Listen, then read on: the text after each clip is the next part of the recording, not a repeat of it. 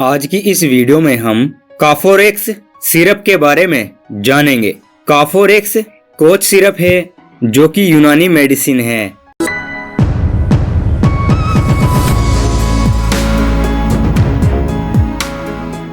यह है खांसी, सूखी खांसी, काली खांसी, सर्दी, नज़ला, जुकाम, फेफड़ों पर बलगम जमा हुआ, सांस आने में तकलीफ, पुरानी से पुरानी खांसी, इन जैसी तमाम परेशानियों में काफोरेक्स कोच सिरप का इस्तेमाल कर सकते हैं।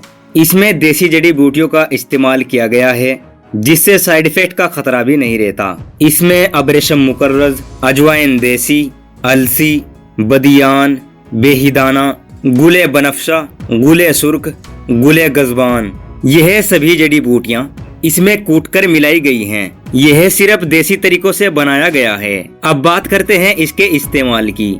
इसका इस्तेमाल छोटे बड़े सभी को कराया जा सकता है।